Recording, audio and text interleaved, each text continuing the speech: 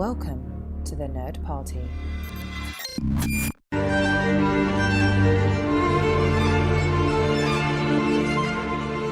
Say it with me. I will not accept a life I do not deserve. I will not accept a life I do not deserve. I will not accept a podcast I don't deserve. Hello and welcome to the A24 Project here on the Nerd Party Network, the only podcast to take you through the entire back catalogue of A24, review the latest releases, and bring you interviews with the people in front of and behind the camera of these films and TV shows. I'm your co-host Dallas King, and with me as always is the Maxine Minx to my pearl. It's Lee Hutchison. How are you?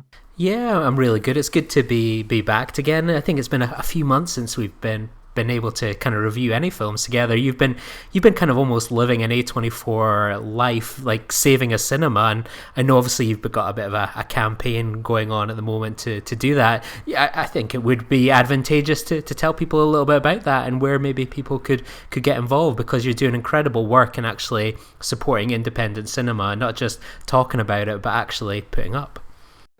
Well, it's very, very kind of you to say so. I mean, the plot is potentially more of like a Sunday afternoon BBC underdog story at the moment.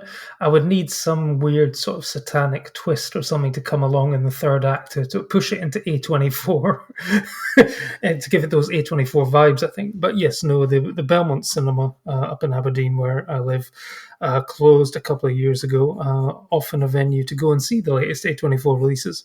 Sometimes the only place in Aberdeen that would show them. So it closed when the Film House in Edinburgh closed as well a couple of years ago. And so I've been part of a group trying to bring it back to life. And we've recently sort of been working towards launching the branding and floor designs and architects' visualizations and the fundraising. So that has consumed my life for, well, the last 21 months, but specifically the last sort of 3 or 4 months specifically. So, but that's all live now. So you can go to belmontcinema.co.uk, find out how to support, and you can donate to the crowdfunder if you so wish, in order to bring A24 films back to the big screen in Aberdeen. But of course, on today's show, we're going to be reviewing the final installment of Ty West's A24 trilogy, which started all the way back, actually not that long ago, 2022, with X, followed by Pearl. That's right, she's, in her own words, an F***ing movie star. It's Maxine. Mia Goth returns once again as Maxine Minx, who we were introduced to in 2021's X, and in 1980s Hollywood, adult film star and aspiring actress is about to find out that she's about to get her big break.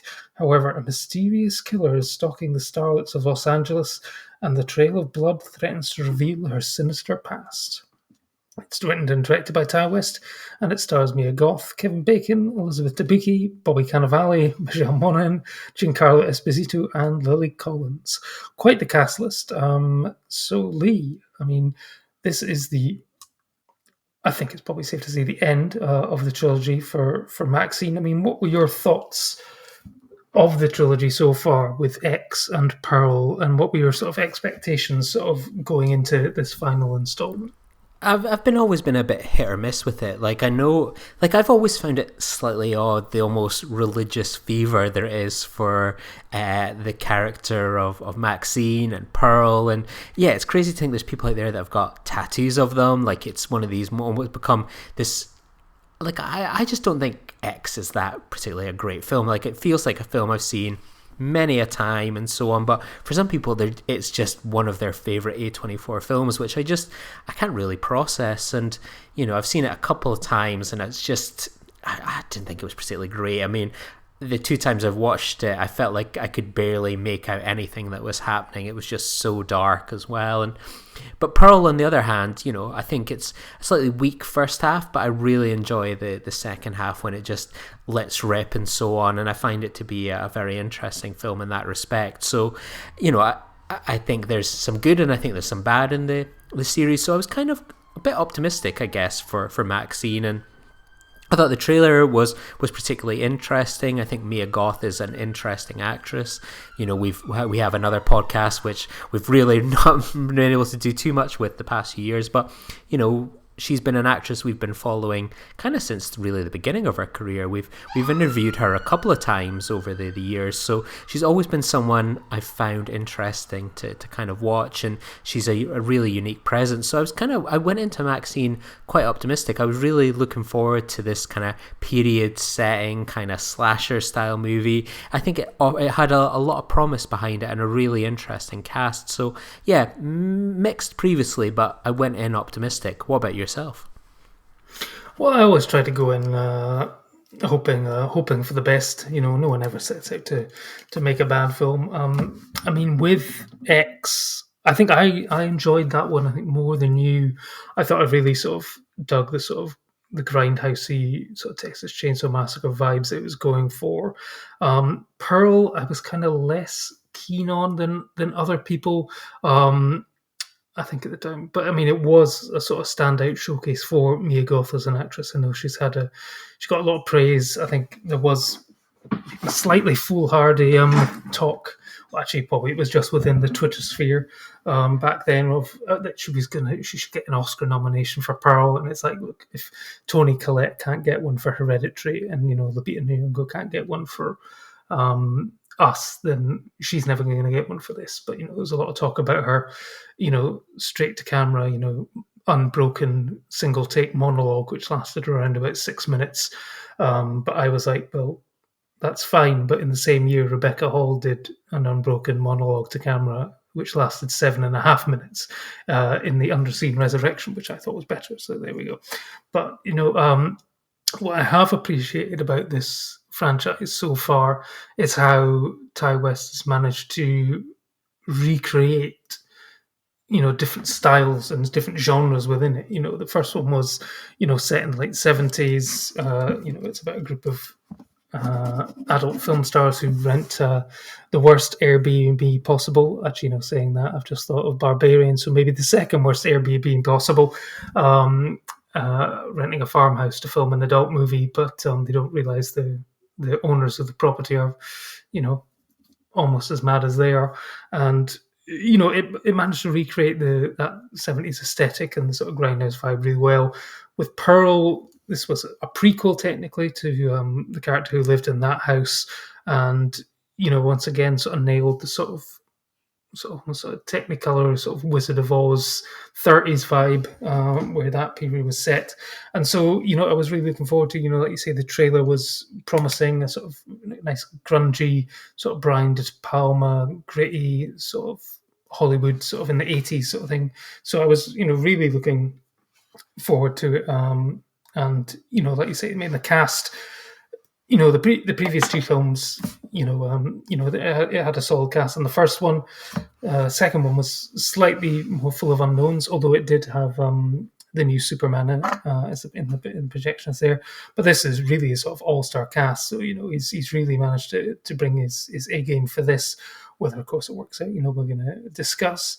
But, I went in optimistic. I think by the time I did get to see it, I think it had already started to screen in the US. Well, maybe just sort of fan screenings. I think they did the old bait and switch, which A24 have done a couple of times. I think they were going to be screening a double bill of X and Pearl, and then people got the Maxine instead.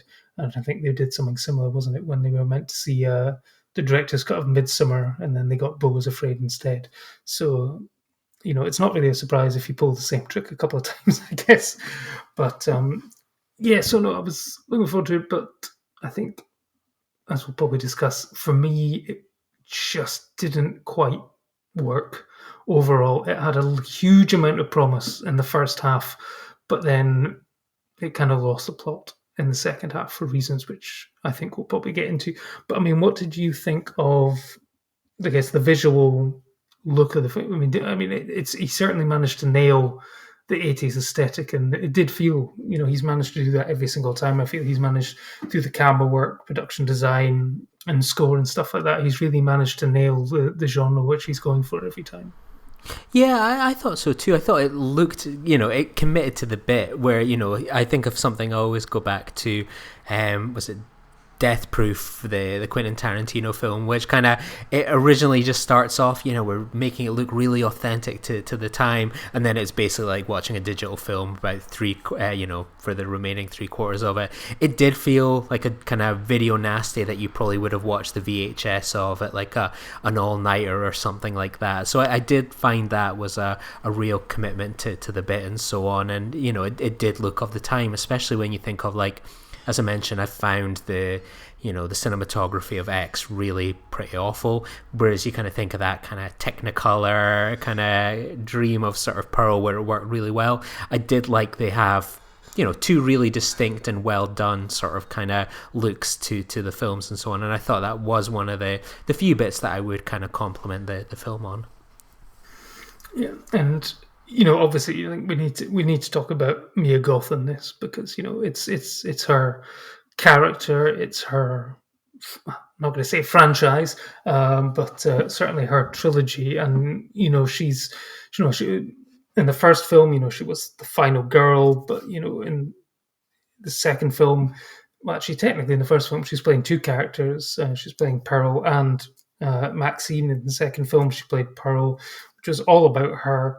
And then this one is all about Maxine. And, she has grown in stature over the years. She sort of played sort of small roles in like sort of Suspiria and stuff like that. And has sort of slowly been working her way up to sort of leading sort of scream queen, as it were.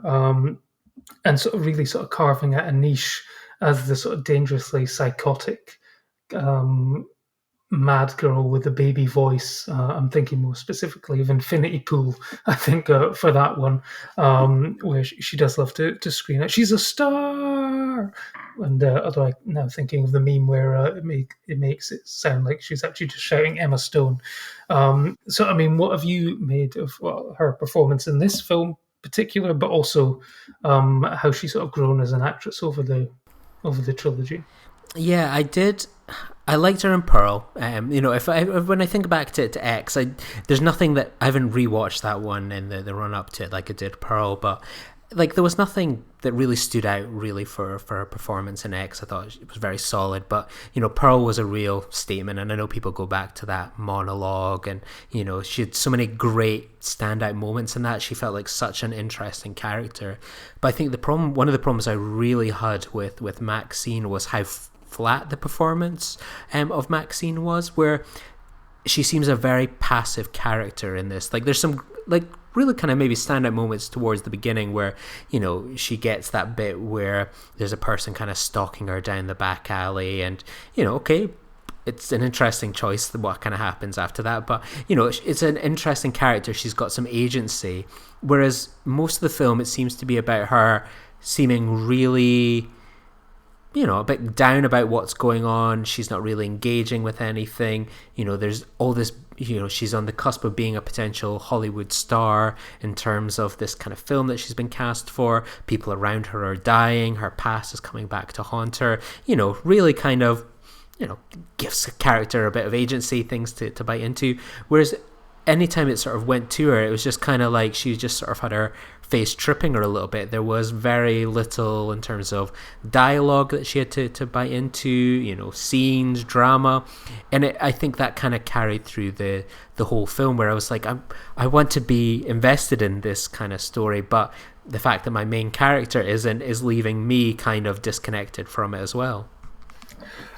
I know, I totally get your points there, because actually thinking about it, it's like, it's not really until very late on that she does have that agency within her own story. I mean, she talks to the police about rather than saving the next girl, maybe the girl should save herself. And she is very passive. She lets things happen far too long before she takes it. Yes, I mean, she stands up to an aggressor in a dark alley and stuff, but there's a lot of stuff which happens to her, which I think actually it's probably more in reflection of the trailer that was cut and shown, where it's like saying, whatever's happening in your life, squash it. And she's like, I intend to. It makes it feel like she's the one driving the story forward, whereas it is external factors which are controlling her up until really the sort of last minute, where it all sort of comes together in a I'm going to say, quite unsatisfying climax. And yeah, she just needed a bit more agency. I mean, at one point, you could have thought there was a position where, maybe she could have been the killer. That's not a spoiler because she isn't, and it's quite clear early on that she's not. But if you're wanting to, I was thinking almost like a showgirls kind of thing. That she would do anything to be a star. So would that include killing? Quite possibly. I thought this is certainly the Maxine, which I thought it was going down that way. But then there was other moments where there was potential for more character growth. There's that one of the standout scenes for me was actually the moment where she's getting one of the sort of full head casts made, so her head can be used in a variety of horrific ways in a movie, and the past trauma of what she went through in X and stuff like that is starting to manifest within her, and moments like that which could have explored her life choices up to that point were very briefly attuned to, but then quickly discarded in favor of this, sort of maniac / Zodiac style. There's a killer on the loose, but is he related to Maxine, or is it just the standard serial killer who has no connection to her, and whatever? But I think it's safe to say that if you have seen X, then I know I was not surprised in the least when the final act reveal came. I was fully expecting it from the moment the film started. So, I mean, I think it's safe to say that in order to get the most out of this film, you need to have watched X. Pearl, not so much. I mean, there are a couple of nice sort of callbacks, such as like the young Maxine in the video, which starts the movie, is that she's doing the same dance that Pearl does at her audition and stuff like that. But otherwise, the main reason is if you haven't seen X, then I think you'll be slightly confused as to interestingly, my partner hadn't seen X before we went along. We never got around to revisiting it. She, rightly or wrongly, she was very similar to me in terms of not being a fan of it. I don't know if that would have necessarily been influenced by having seen X or improved upon. So yeah, I think she found it. I kind of, it's one of those ones almost when you explain what the plot of X is to someone, of like, oh, they go to like a farm, shoot a porno, but actually it goes all wrong and the people try to kill them there. It's one of those ones. It's quite, feels quite easy to just go, oh yeah, I get that film. I can picture what 90 minutes of that looks like, and set them up. So I might disagree with you there. Oh, okay. Interesting, because I suppose technically the reveal of the killer is linked to probably quite a small moment at the end of X, which reveals sort of Maxine's true identity in X and her sort of origins and stuff like that. So I guess because I'd sort of remember that, I could kind of see exactly where the film was going. So yeah, I'd be curious to know that if someone who hadn't seen X, if they were confused as to the whole sort of end. But we'll come on to that in the end. So one thing which stuck out for me is that she's auditioned for this horror movie, which is called The Puritan 2. The film is trying to say stuff about horror movie sequels, also saying stuff about female directors and female-led stars and in horror and stuff like that. It kind of wants to say stuff, but doesn't really have much of substance to say, I would argue. But one of the big sort of horror references in the film is the fact that it's filming on the Universal lot, and the set for Psycho 2 is still there. So at one point, they go driving around the Bates Motel on those little sort of golf buggies, and there's even a chase sequence which ends in the house. And for me, it was a big risk. I'm wanting to hear your take on it, but I feel that if you are specifically referencing one of the greatest horror films of all time, you should try and back it up by trying to be at least as good, if not better, than said horror film. And yes, it was not, I think, in my opinion. No, it was. What did you make of the moment? No, again, it wasn't just kind of Mia Goth's kind of, the script, kind of how it served her was, but just a lot of it felt kind of flat and so on. This is the thing where like they're having this chase through sort of like a kind of the Hollywood lot, which is kind of interesting. You've got all these fake facades, etc., that you're going through, and then there you are, one of the most iconic horror films of all time on your doorstep, and you just sit there watching it, going, I know the turnaround on this film was quite quick. I think it was only shot about just over a year ago, and it was over 7 weeks that they filmed it. You watch it and you just go, it feels like, what I've been watching the past few days. Remember Crystal Maze, where it's like people run through all these different zones and so on, and it felt like less interesting to watch than like a 90s TV game show where it's like there's just a camera there, someone runs past it, it wouldn't look out of place in like a kind of cartoon. There was not a zip or excitement about the idea of like, oh, a chase through a Hollywood lot and all the kind of the fakeness and so on. Like, that's kind of interesting. That just feels like, it's got an interesting endpoint. Well, visually that is, in terms of just this iconic thing. But there was nothing about that chase. You're just kind of there, just pretty bored and so on, unfortunately. Yeah, I mean, I felt like it was a wasted opportunity to, if you've got the Psycho 2 set there, then tie it in some way, have her hiding in the house, but then maybe try and like recreate some of the shots of a character walking up to the house. I thought in one moment, when Kevin Bacon's characters walk up to the house, they might try and recreate some of the shots of Martin Balsam's character who tries to come up to the house and stuff like that. So, or tie it in some way thematically to what's going on in her life. But otherwise, it's just like, ooh, the Psycho house, like a Leo meme sort of. Great, I've seen that. But, by referencing that, you're almost thinking, I wish I was watching Psycho, or even Psycho 2.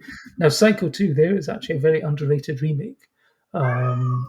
So, yeah, I'm just putting it out there. Psycho 2 is an underrated remake, and not a remake, underrated sequel, and you should watch it if you get the chance.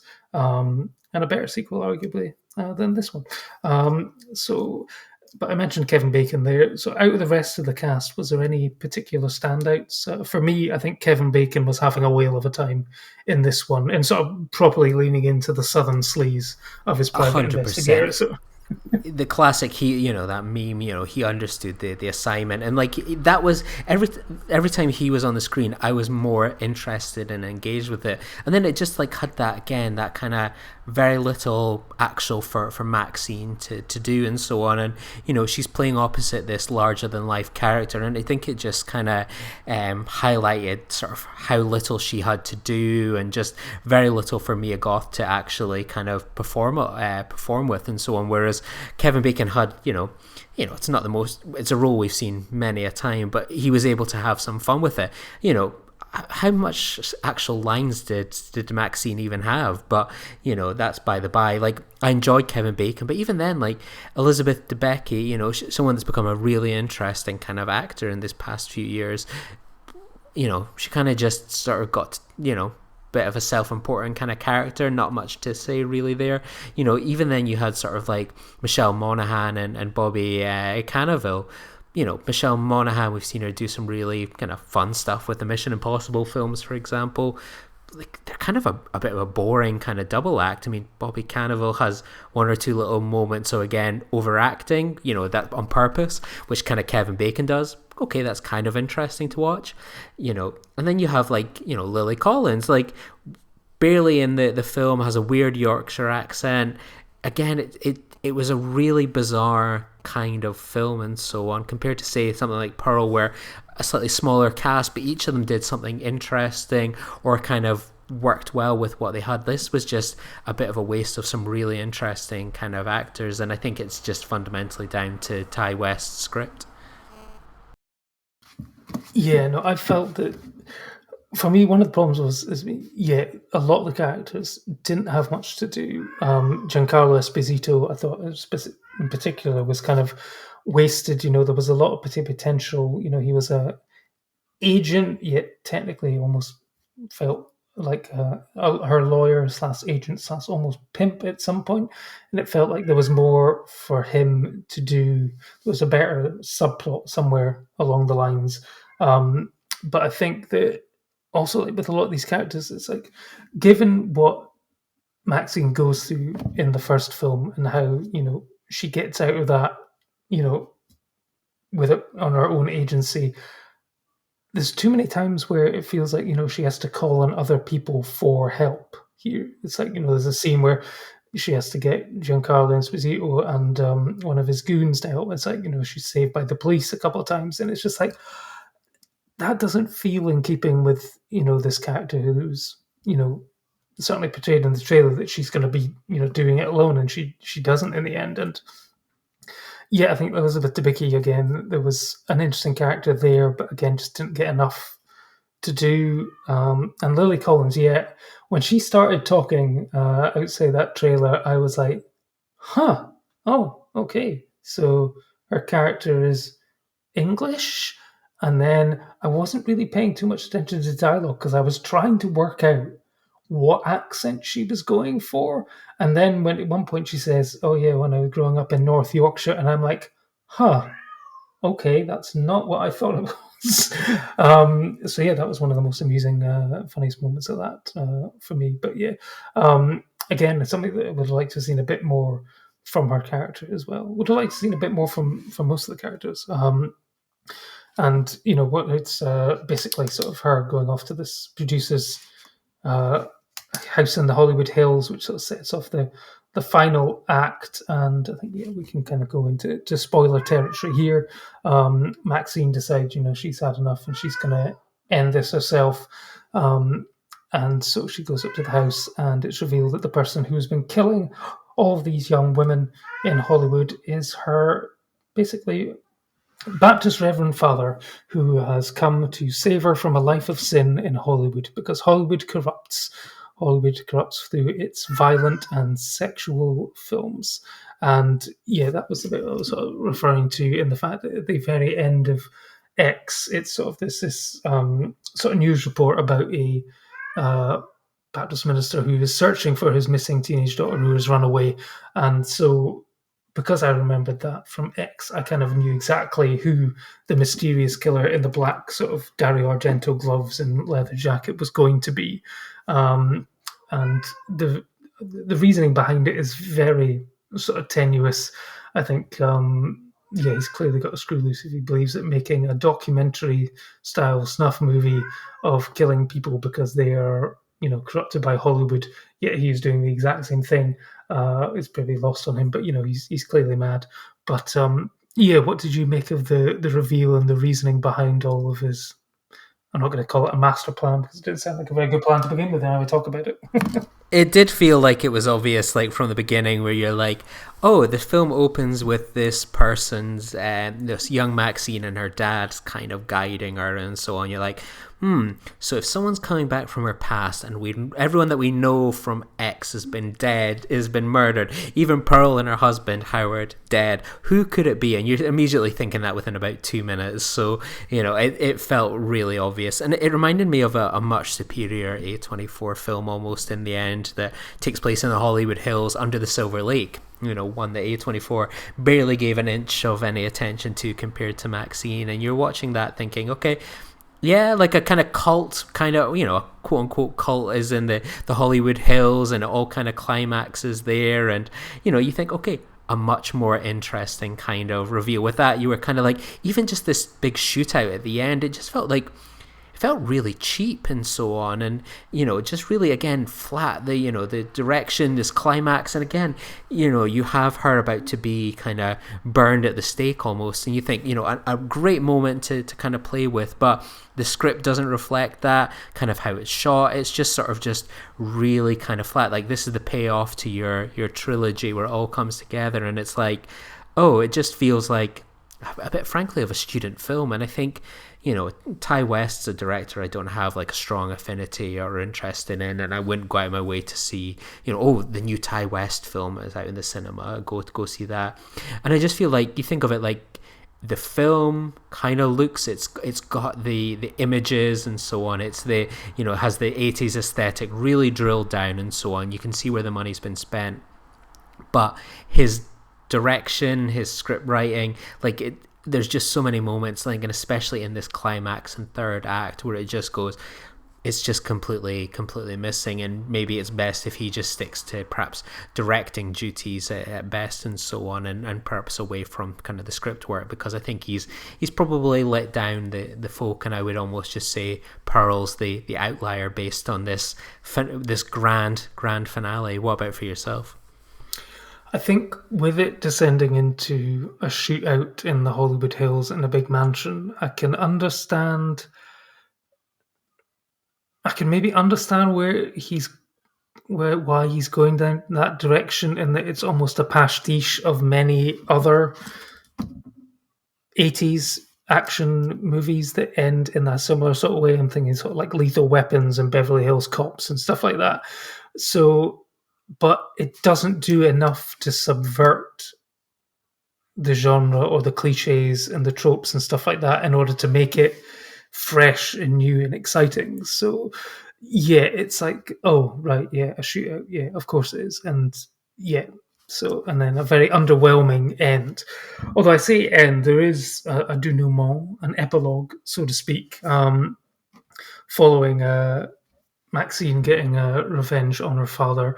But I guess there's probably some debate as to how much of it is the truth, or how much of it is maybe Maxine's idea of how she would want her career in Hollywood to go. I mean, what did you make of that final sort of moment where it seems that Maxine is going to get the big Hollywood moment? She's going to get her movie is a hit. She's going to get a movie based on her life story. She's going to be the Hollywood starlet, the queen of Hollywood for a little while at least, because you all know in the truth, people like to build someone up and then tear them down again. But for that brief moment, and she even has it reminded me of, I'm not even going to say remind, I think it's probably a direct reference to Boogie Nights. I mean, she, isn't looking at, a fake member at that point, but she does basically quote Dirk Diggler's, you're a effing star,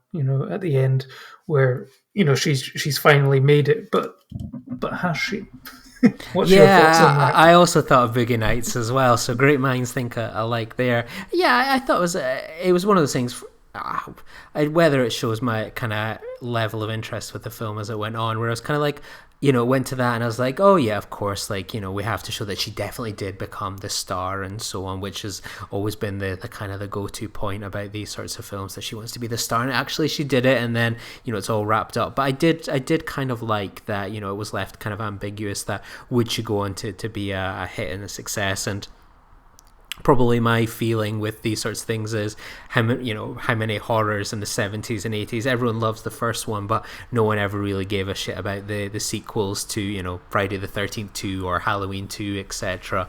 And I was sort of thinking in that vein of like, it's probably just going to go on to be her one and done and so on. Like, we don't really have much to go on that she is, has this actor star quality as an actor herself and so on, and these kind of roles and so on. So I think it was kind of interesting to show the two sides, but I think as you kind of maybe mentioned, like, it would have been more interesting to see what her desire to be a star and driving her to kind of a little bit of madness perhaps or so on, or like all of these things going wrong around her and how it could impact her chance of actually being a star. Whereas people are dying, she's still turning up to set about 5 minutes later but just looking a bit tired or not interested.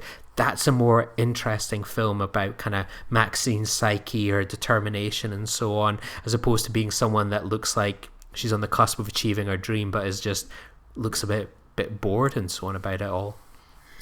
Yeah, I think I would have preferred a movie where it was more ambiguous as to the true culprit behind these crimes and stuff like that, and showing how far she's willing to go for that big break. Would she shove her rival down the stairs? Would she knife her rival 61 times in the back and in the front, perhaps, in order to get a role?